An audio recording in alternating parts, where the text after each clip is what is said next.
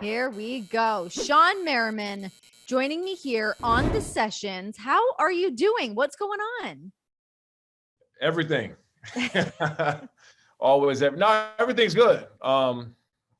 Just when you got like a lot of stuff going on, you like just try to like keep your head on. That's like where I'm at right now. Yes. Like you just try Breathe. to keep your head on, and I get up in the morning. First thing at 6, when I wake up at 6, hit the gym, and then I start doing everything. The shit just don't stop. So I feel like, I always kind of look to The Rock for that mentality of that, like up at 5 a.m., clanging and banging, moving and shaking, like doing all that shit. That's you. Is that something you like implement is like go, go, go all the time?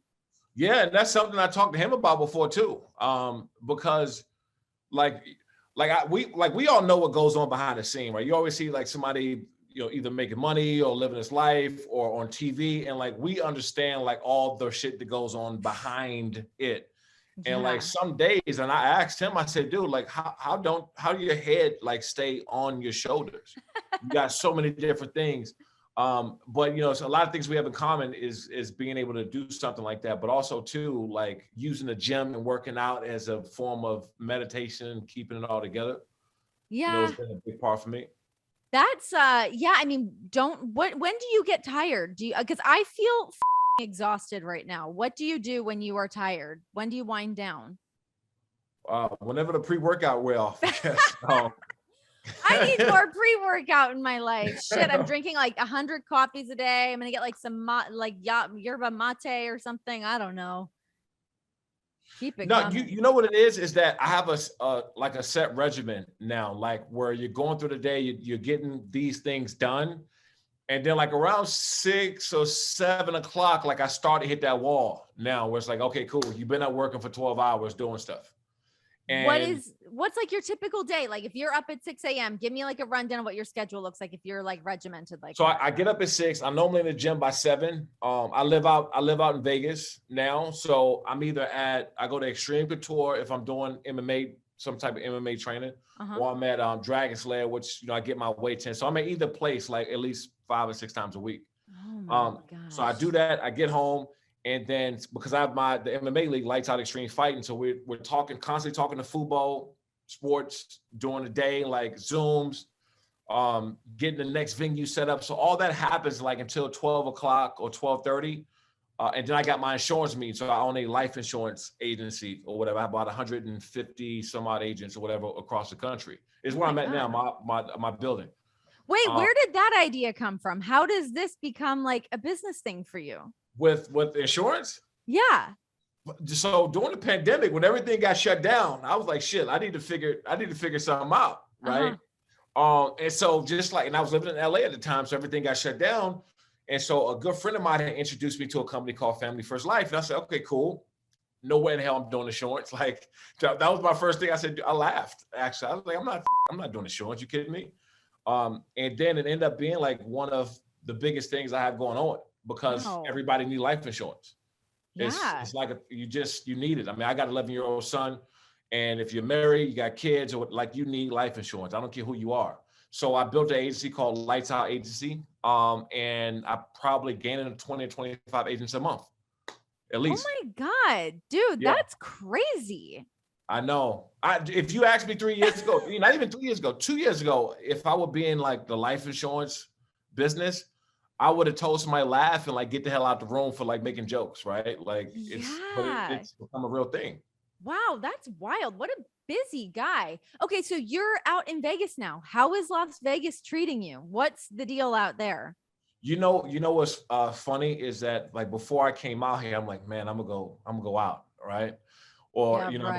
I'm gonna go hit the tables or whatever. And it's, I met this because I already did all that shit too. So like at this point in my life, like that's not even important to me anymore. So I don't really care to do it. So I've been more focused out here because of the casinos and obviously been in the fight business, the sports book stuff that's kind of just been going crazy lately. So I just been out here nonstop, just getting shit done. Damn. I know. I'm sad that we like missed each other. You got there just as we were kind of making our way out of the city. So we're in Cincinnati now, but yeah, we were like ships passing in the night. We could So have tore that town a new asshole. yeah, I know. When I reached out to you, I was like, and I just found out that you live in Vegas. I was like, oh, okay, cool. Let's catch up or whatever. And then that's when you hit me and said, hey, by the way, like we're on the way out. Yeah. I'm like, shit, you know? I know. Damn, what could have been as we were like, building our like friend Rolodex out there. We pieced out. So a bummer, but you're there at a good time. You're there while like you kind of dodged the heat for the most part. Summer will be a different story. But okay, so you're training out at Extreme Couture. Tell me about like the MMA training and stuff that you're doing, because you actually used to train with Randy himself, right? Oh yeah. That was so. What happened was I grew up like boxing. Like I got professional uncles that are pro boxers. My neighborhood, they were like championship boxers coming through all the time. So in Prince George's County, Maryland, where I grew up at, in DC, Virginia, that whole area, like there's tons of boxers. So I grew up just boxing, and so Jay Glazer was like, hey, by the way, you should try out this MMA thing. This is like at the end of my 2005, 2006 season. And I said, shit, okay, whatever, try it out because it'll help out with your football. So I said, okay, cool. I walked in the gym and Jay Glazer was to the right and then Randy Couture is to the left. So I don't know anything about like what's going on. I'm thinking he wanted me to like spar Randy Couture. Yeah. And I'm looking at him like, dude, you lost your mind. Like, the hell no. This was like Randy was still on, he was in the mix. He was still. Yeah. And this is one of the baddest people of all time that just walked this earth. So I was like, hell no. But that day he started to, show me how to grapple and pummel and just do like little things. And I could not figure out for the life of me why I was bigger, stronger, more athletic than Randy, that he was able to toss me around and shit. Like it just like total humbling experience. And so from that point on, every off season, I was training with all the MMA guys every off season. Wow, that's crazy. Okay, I'm going to come back to that in a minute. But you mentioned Maryland. What was your childhood like growing up in Maryland? What was your life like? Where do you come from? I grew up in Maryland in Prince George's County in Washington D.C. during the crack epidemic. Oh, so damn. Like when crack and everything hit this country. It hit D.C. first. Like it hit DC got the worst of it. So I grew up in that time in the late 80s and 90s where crack cocaine, like just, it was insane in DC. Wow. All, shootouts, we'll be at cookouts, picnics, seafood is big down the East Coast. So we'll be in DC and shootouts all the time. It was madness. And, we were homeless a few times and lived in cars, me, my mom, my sister. Because we had got put out, we couldn't pay rent. We lost one of our homes to a fire. My mom had lit a candle because we didn't have the lights and electricity, so she lit a candle so we can see, and the candle caught on fire and burned our place down. So we were, homeless for some time after that. Oh my gosh. For me, I've been through it. And growing up in that time in DC, Maryland, Virginia, like that Baltimore area, it was terrible in the 80s and 90s. Terrible. Oh my gosh. How did you stay out of getting into like too much trouble, or were you caught up in a lot of trouble as a kid? No, sports. Sports, because like even in my neighborhood where I grew up at, all the drug dealers and stuff, if you were a good athlete, they wanted you to stay away from it. Oh. So like if there was stuff going on, and that's how it should go. Like anytime athletes get caught up in some stuff, and that like the hustlers and the drug dealers and the people in the neighborhood, if you're a good athlete, they will tell you to stay, like, hey, don't come around here around this time. Like you couldn't be around it. So that's how a lot of the drug dealers was in my neighborhood growing up. They knew I can play ball. And so everybody kind of just treated me, like family, like, hey, and they used to call me Little Shawne back then before lights out. It was like Little Shawne. You can't be around here, right, when we're doing this. And so okay, cool. So I either went to the house or played basketball. I just stayed away from it, but it was always around. Man, what was like conversations you would have with like your mom during that stuff? I mean, obviously she's trying to keep you away from that stuff and protect you from things like that. What was that relationship like? Well, it was two parts of that, right? The first part of it is she didn't want me being involved, but also too, she had to raise us tough. Like if someone was picking up, I remember a time I got chased home by 3 bullies. I think I was like in the 5th grade or something, 5th or 6th grade. And these older people like chasing me home, and my mom saw that they were chasing me and yelled out the window to turn around and fight him. That was like, oh, damn. basically you fight or don't come home. And so she yelled out the window, told me to turn around and fight each one of the guys, all 3 kids. So one by one, I started to fight them all. And that Man. was kind of how, we were raised. And if you didn't fight, that fight when you got in the house is going to be way worse. So I knew we had to fight then, but at the time you didn't understand it, but she was just making sure that we, in that environment that we lived in, that I stood up for myself. Yeah. How much of that bleeds over into your own parenting? Totally different. like totally different. Like my son lives in a predominantly white neighborhood, like middle up class. Like he has a nice life, so he don't have to experience that. Neither should he either. Yeah. Very well taken care of, great kid. I hear people say all the time they have the best kid. Like I literally believe I have the best son in the world. Like this, I've never had to come down on him for anything. He always listens, great athlete. I'm like, shit, where did that come from? Because it ain't come from me, just listening all the time. It's crazy how that kind of happens with kids, where I feel like you either want to go the opposite way, that you want your kid to have everything that you didn't have, or you're almost like, well, I turned out okay from having gone through the things that I went through. Maybe my kid should go through some hardships. I feel like I think about things like that all the time now, having a daughter that I'm like, oh my God. And like, she's 6 months. I don't have to worry about that yet. But I think about those things a little bit now, of like, damn, how do you like balance that? Yeah, but it's, like even the time period, regardless of the area or how you grew up, even in the time period, things were different. Yeah. Right. True. Like there's just, everything's completely different. Like, for me, I feel like there's no need to be as hard on my son as my mom was on me and my sister. Yeah. Like there's just no need to. But then again, he didn't grow up in the hood either, right? True, he didn't grow up in those environments where he has to have like this, kind of shell about him. And also too, you're like, he's starting out a lot earlier with knowledge. I mean, shit, he had his phone out the other day looking at stocks. Like the only stocks I knew was my mom's stockings. I just cut so I could put them on my head to keep my waves and shit when I was a kid, right? That was the only stocks I knew at all. But they just start out a lot faster. Yeah, no, it's true. They definitely have a lot more of the world literally right in their hands. So that definitely makes a lot of sense. Okay, so you're growing up in Maryland, and you're just an insane athlete. You're obviously a great football player, a great basketball player. How did you decide which one to pursue? Because you were on the varsity teams for both, correct? Yeah, I started playing basketball. And the funny part is, so I came from the area and through the AAU team that I played for as a kid, where Kevin Durant, Michael Beasley, all these NBA stars, DeMar Johnson, all these guys came from my area. Like we all grew up within 10 to 15 minutes apart.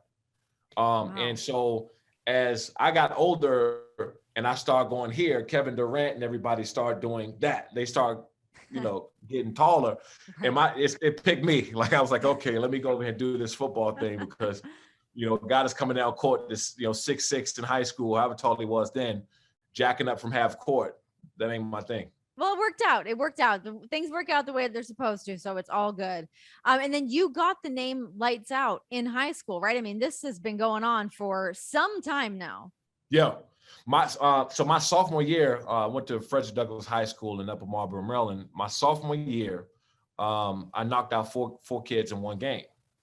Right. Oh my God. And so after the game, I had about 20, 25 students come running up to me and said, man, you knocked those kids' lights out. And so I like played it off cool, like it was supposed to happen. I said, yeah, call me Lights Out. And not knowing that shit was going to stick, Monday morning, I got to school and I'm walking around, my book bag on, and everybody's like, oh, good game, Lights. I'm like, oh shit, Light. Everybody called me Lights. I went home to my mom and I said, Mom, I got to get this. I want to get a tattoo of this light switch on my right forearm for Lights Out. And she said, boy, get the hell out the room. That's exactly what she says. Get the hell out the room. So 2 weeks, I'm bugging her. And she finally let me get this Lights Out tattoo on my right forearm. So that's where the whole like sack dance and everything else came from, me having that light switch. That's so funny. Wow.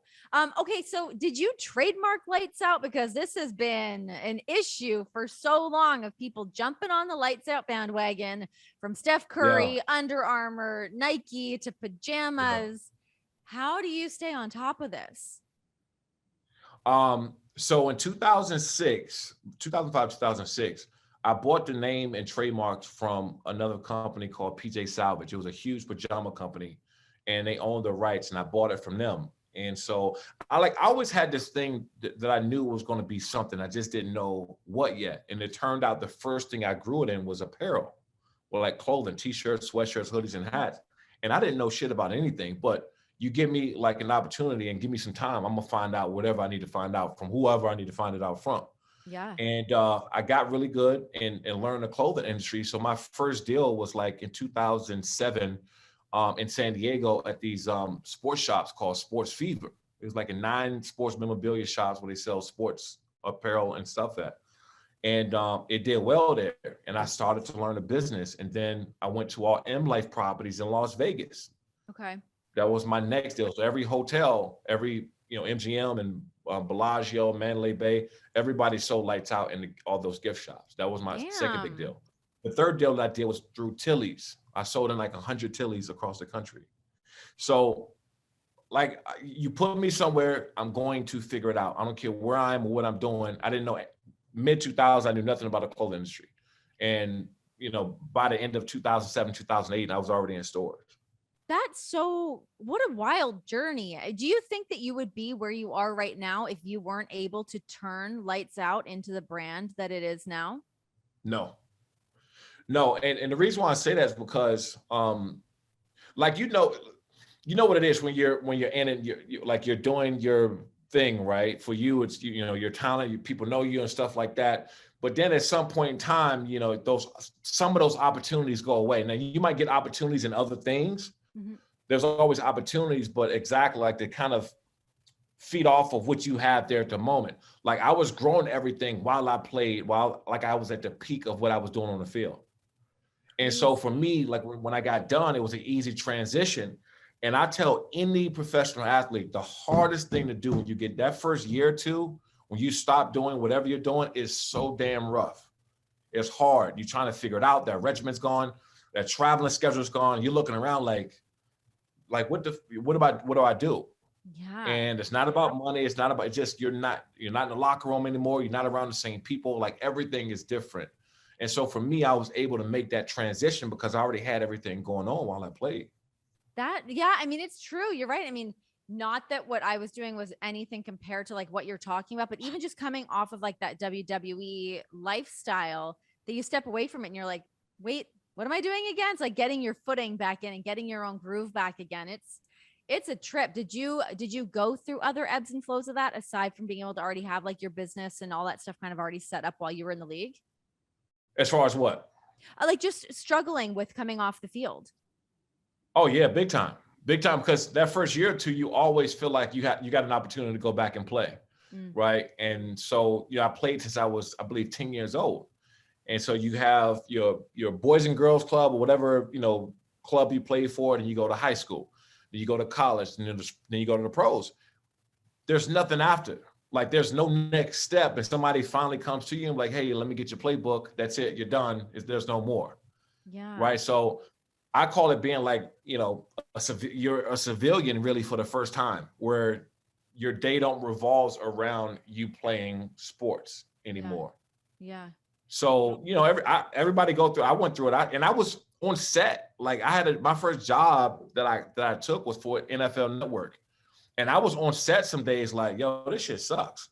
Like, how different was that for you? Like putting on a suit and going in and becoming an analyst and like stepping into that role. What kind of things did you have to learn to kind of survive in that world?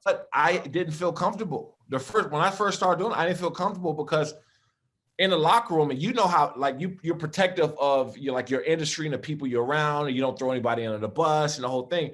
But if you got a guy to go and blow a coverage and you know him, you got to be like, hey, he's supposed to be on hit cover 3. This is the person that made the mistake. As an analyst, you got to do that. And I didn't feel comfortable doing that. Did like producers and stuff talk to you about that? Of like, you've got to like be able to, that's rough. That makes me like feel uncomfortable. Cause I feel like that sometimes when I talk about wrestlers, I'm like, I don't want to shit on anybody. These are all my friends. I know how it goes. So it can be rough. Yeah. And it was rough. And then I had to, it took me a little bit to step away from that mentality and say, hey, this is my job to do this now. Mm-hmm. Right? Instead of going to try to protect everybody and stuff, people want to hear your expertise because you actually did it before. So Yeah. you're not necessarily shitting on a person or throwing somebody under the bus. It's like, why did this happen? And your experiences, why did this happen to you? Or what did you see? Yeah. So when you start talking about your experiences, then you're not really throwing anybody under the bus anymore. That's true. You can find a way to kind of like duck and dodge it and like spin it in your own way to work. I don't be like some of these assholes out here who just kind of, throwing players under the bus. Or this guy sucks, or that guy. First of all, if you're playing any professional level, you don't suck. You might not be great at what you do, but that second, third, or fourth string athlete is the best athlete that anybody's ever seen in person. For sure. Absolutely. What all went into like the conversations that you were having with yourself or the people that were around you when you were starting to wind down from playing, when you decided to retire? I had that internal, like, look in the mirror conversation, and that mirror was called the film room. So like we were watching a film after the games, and I was like, God damn, I look slow. It's like, or, situations where I knew I would have made the play if it was 2, 3, 4 years ago, 5 years ago, I would have made the play. And then so I had to, because the athletes are the last people, we're the last people to know that we need to retire. Like everybody else see it, teammates, fans, whoever's watching, we're the last one because we're programmed to be great mentally, but your body or whatever you're doing is not programmed to stay great that way. You just can't. Father Time's going to catch you. So we're always the last people that know that it's our time.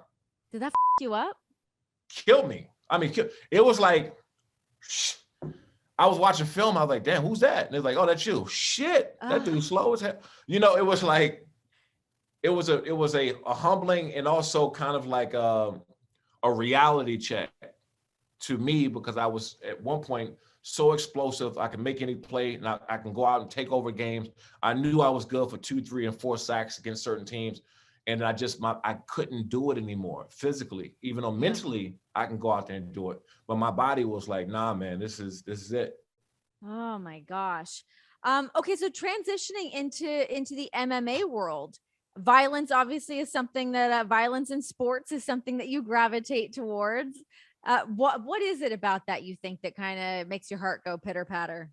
I think we all love violence. I mean, I think this whole country loves violence. It's the reason why football is the most watched sport here in the country. I think that the reason why MMA and fighting has always been around for thousands of years, technically, just we love violence. And even so, the whole lights out moniker, and more people call me lights out now when I go anywhere in the country than they do Shawn. And so, they do that because they appreciated the way I played the game. It wasn't like I had the best stats out of anybody and all. I mean, I have some accolades, but there's guys that much better stats, but they knew that when I strapped it on and I played, I wanted pure violence for 4 quarters. That's it. And so, I think that me kind of transitioning to MMA, it was the easiest thing to do. For one, I've already been training myself, but been around it for 16 years.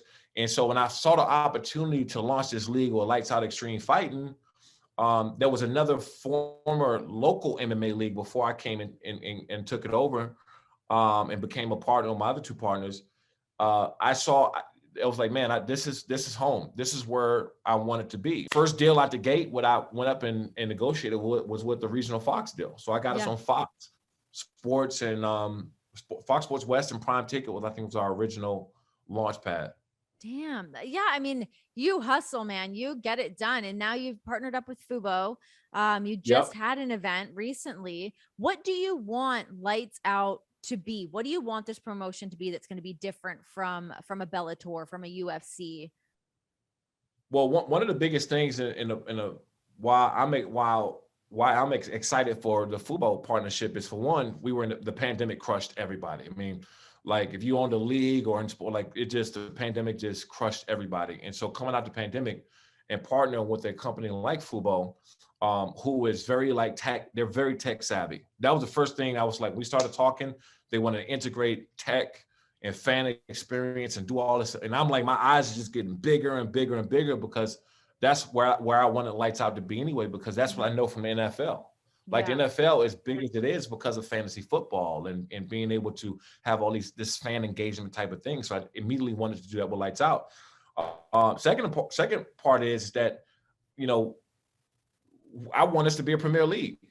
You know, I wanted us to be, you know, at the growth and stuff that we having. You know, I think our last fight had 200,000 people watching on Twitch and a few 100,000 people watching live on the stream. Yeah. And so to start out that way with that amount of viewership, it just shows that we got the right product and we're doing the right things that fans want to see.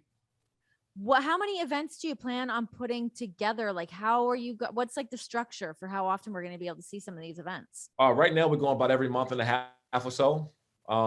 I would like to go every month. If it was up to me, I'd be going every 3 weeks. Like I want, you know, but the truth of the matter is there's a lot of fighters that need opportunity, right? And I have former athletes from other sports that's transitioning into my league right now. I got a show that I just shot that I wrote, produced, and shot on my own called After the Game about former athletes that are transitioning into Lights Out, former NFL, rugby, track. You know, I talked to a couple guys at the WWE. I was like, man, look, come on over, because it's guys that want to, you know, guys that want to scrap. Any names you can tell us? I haven't got a green light yet, but I'm working on it. But see, you know, so I've been around a lot of these organizations, including the WWE, when I was working there, and I, you know, wanted the talent, but also being able to host WrestleMania and all that. Like I've in the backside of the production and seeing how things work, and from Fox Sports, ESPN. I've been around this for a long time. And it was time in 2018 where I was like, I want to do this shit myself. I know what I'm doing. Yeah. I have access to some of the greatest people in this industry, and I know I can grow this thing. And that was it. What do you think about a promotion like Triller and what they're doing right now? I think it's good for them. Like I talked to Triller. Triller was one of the first ones I talked to for a while. I sat down, I drove to Ryan's house. We met for 3 hours. I think what they're doing is good for them. Like, so regardless of, you know, what people say about the Jake Paul fights and all that, like I bought the fights. And a lot of people say, oh, I'm not watching that shit. And guess what? They watched it, right? And so with Triller, for what they're trying to build, it's great. It just wasn't great for us, right? And yeah, I think like what they're doing, like there's, you know, there's going to be like the purists that don't want to see what they're doing. And they think, you know, like the Jake Paul coming in there, blah, blah, blah. But yeah, I mean, they're drawing in new names, bringing in new eyes, bringing in bands like Metallica, having Snoop Dogg there performing, jumping on commentary. Like they're definitely not cutting any corners in terms of their production value. That's for damn sure. How much do you think that you guys want to implement sort of that like glitzy side of fighting? You know, sports and entertainment is always going to be, there's always going to be a crossover, no matter what. You can't deny it or try to fight it or whatever. As far as having live concerts and stuff, like we've entertained, you know, local artists and coming in and doing some stuff and whatever, we're looking at it. But as far as being a concert venue and a event like they are with Versus and everything else, like we're not, for us, the number one thing I want to do is make everything we possibly can do is integrated for people at home. I want people to be able to, you know, with the gaming, the football sports book, they just launched the sports books, and these next couple coming fights, you'll be able to bet chokes, knockdowns, and knockouts, and, you know, all kind of stuff during the fight within football, right? And then the second part of it is, oh yeah, and if I had it my way, I want people to be able to feel punches at home. Like, you know, I want to make it as integrated as possible. So while, you know, Triller and all these other people are there doing their thing, my number one concentration is getting everything integrated so you can have the best fan experience possible. Do you think that Jake Paul is now starting to get more respect from other fighters and other boxers? Yeah, but the problem is that when somebody don't like you, they're going to find a reason to not like you. Like when he knocked out Ben Askren, it was like, oh, the fight was fixed, right? And I'm like, listen, a fight on Triller, Showtime, whatever it is, this is not the 1960s. People ain't fixing fights, because if you do that, you jeopardize the company, you jeopardize the league, the promotion, you jeopardize everything, because now everybody's looking like you're not watching those fixed fights anymore. Even all the other fights are real. So nobody's fixing those fights anywhere. Mm-hmm. But Jake is so disliked. He's so disliked that even if he goes out and beats a qualified guy, they want to say things like it's fixed. And I'm telling you, this guy, he trains like any professional athlete I've ever been around. Do you think that that he's good for the sport? I think he's great for the sport because he brings a different demographic. Now, me being a league owner, promoter, and being on this side of it, I would keep doing what they've been doing, right? You put Jake Paul up there and fight, whoever, whether it's Tyron or whoever he plans on fighting, and then you stack it with a ton of other real fighters that you want to get eyeballs. Right. So that's how you build other guys. You start to launch other big fights. The promotion's big. You get the numbers and the viewership you want. So it's perfect for the sport. But then again, anybody that's saying that Jake Paul should go out and fight, Canelo right now, it's crazy. Like, why would he do that? Canelo probably will kill him. But Jake will fight him. What do you think about what Jake Paul's been able to do in terms of the pay scale? I mean, I know he's called out Dana White before. He's talked about it a lot for what fighters get paid. What's your stance on that? Well, first and foremost, people have to understand that when these other MMA guys or former boxers, whoever, go and fight for a different promotion and they get paid more, they've already made a name for themselves. So you can ask for that amount of money. Could fighters get more? Yeah. But then again, you ask anybody in any industry where they want to make more money, they're probably going to tell you, yeah, they deserve more money. Anybody. Sure. Just ask anybody, hey, are you cool making 100,000? I deserve 150. Mm-hmm. Right? Anybody going to tell you that? So when people say that fighters are not getting paid, make a name for yourself, right? And then that's how you get paid, by winning and creating a promotional avenue for you that brings in viewership. You're going to get paid. Yeah. So when I hear people say that, it doesn't make sense because, okay, yeah, Anderson Silva is going to make more boxing, whoever, I think who he fought, Tito, whoever he's fought last, right? Yeah. He's going to make more doing that in one fight than he has in his last fight or two with the UFC. Certainly. No, you're right. That's definitely a very valid point that I think a lot of people kind of forget when you just look at like fighters getting more money. You're not like looking at the category of fighter, what their brand is, their name value and all of that. You mentioned WWE. What all happened there? You came in, you were working at the Performance Center, you had hosted a WrestleMania part of the kickoff show. What was like your first interaction with WWE and sort of the bright lights that dazzled your eyes over there? Well, obviously, for one, growing up and being a fan of it, right? I mean, I don't know anybody that was around my age that didn't watch WWE. Just growing up in general, it was like every time I got home from school, I was going to watch. If I had or practice, I was going to watch WWE. So just watching it from that standpoint. But I started talking to Paul, Triple H, before I retired. Actually, probably like in 2011, we were talking about it at an event.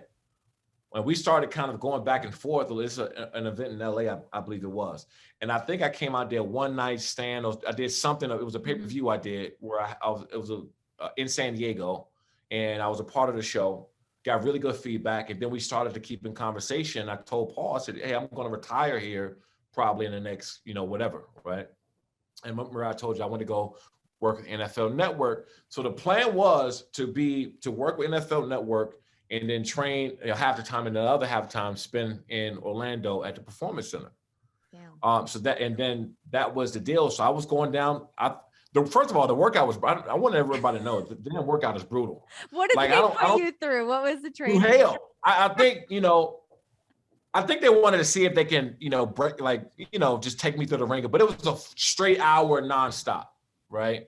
And I try to tell people that those ropes.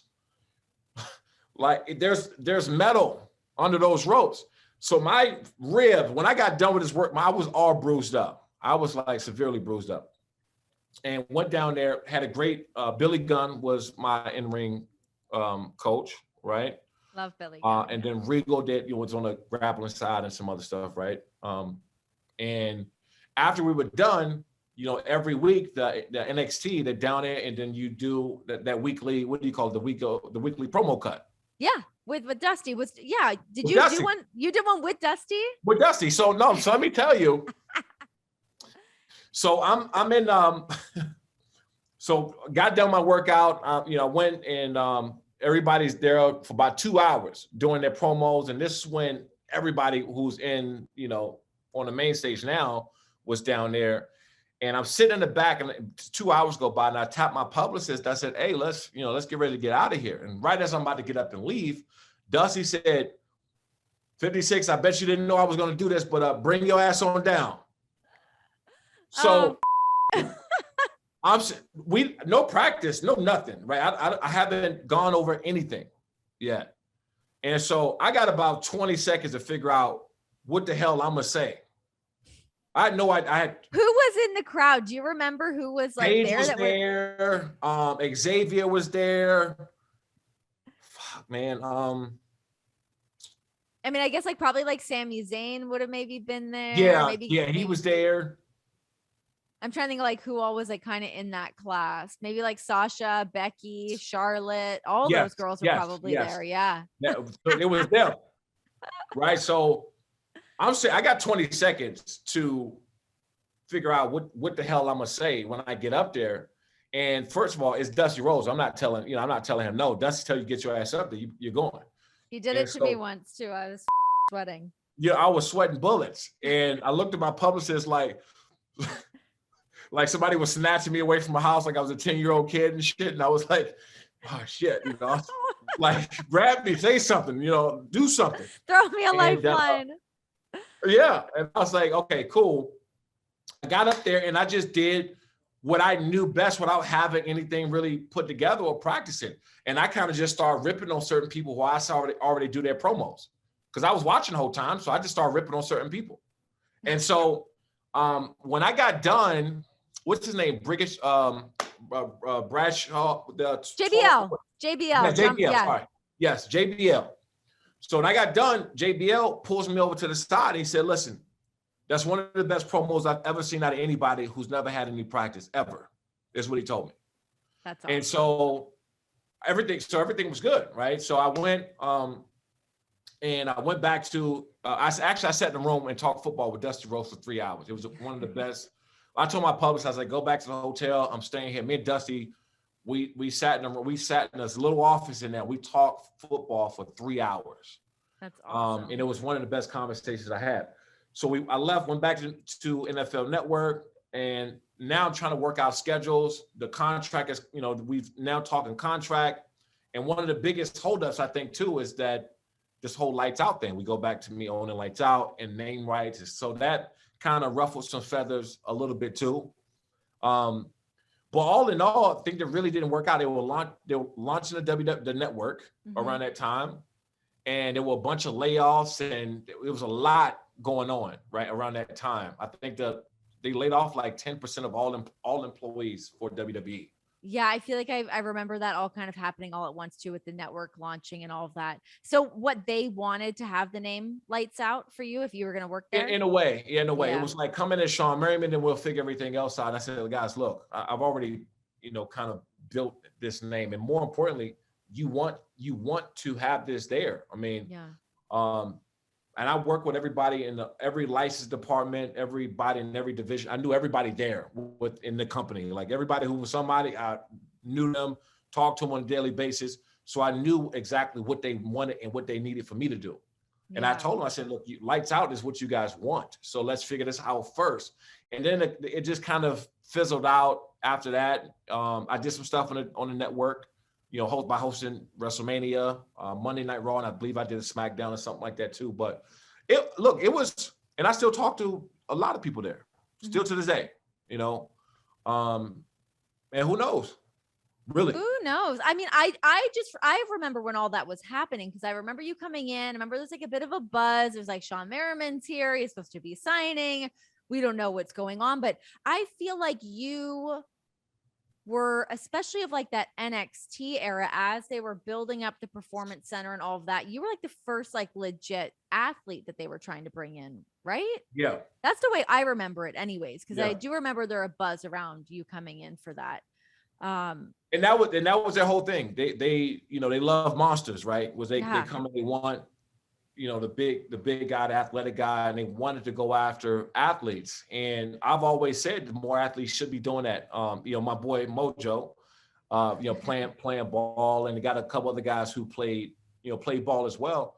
But it's the perfect fit. When you're looking for looks, athleticism, and what they're trying to build, they should be going after more former athletes. Certainly, especially when somebody can come in and bring in that charisma and all that. And I know now they're working alongside with the NCAA with that NIL situation. I'm not sure exactly what's going on there, but I think they're signing like 50 different people to other contracts or something outside of their sport. So kind of cool to see them start to integrate these other athletes into professional wrestling. I'm excited to see what they do with that. What else is going on with you? What else do you have coming up? You're the busiest man around right now, it seems. What else is happening for you? Working on a big fight in January for Lights Out Extreme Fighting, and expanding the whole interactive stuff with football. That's the biggest thing right now with the like I said, the pandemic screwed a lot of us up. So a lot of these venues are so backed up for not having nothing for a year. So now you got to start planning for your 2022. 2022 for us got to be big, because we have the best up and coming fighters in MMA. If you ask anybody at any of the major MMA companies, they'll tell you that we have the best up and coming talent. And so it's really just growing that talent and making sure we get more eyeballs in certain distribution. Hell yeah. Well, I'm really excited to continue to watch this grow, see what else you have going on. I think just the interactive part, like you said, I think that's something that could really catch on and be something really interesting. I mean, even just the live betting aspect of it, of what the finish might be or whatever, is something really, really cool. So congrats. Yeah, appreciate it. Well, we got to get you out to a fight. Yes. I was like, oh yeah, she in Vegas, she coming to a fight, because that's one of the places we're looking at right now for, if not January, then February, to be in Vegas. And I was thinking about you.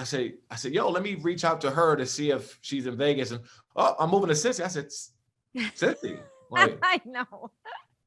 What? I know it threw a lot of people for a loop. Threw me for a loop, but here we are. I actually really love it here. It's beautiful. But I know, because when you first reached out to me, I think I had just had my baby, and I was like, I can't go anywhere right now. I'm stitched up. I don't know what's happening. But next time around in 2022, I can make it to a fight 100%. Done deal. Sign me up. Well, good to see you. And we'll keep an eye out for all things Lights Out. Okay. You got to appreciate it.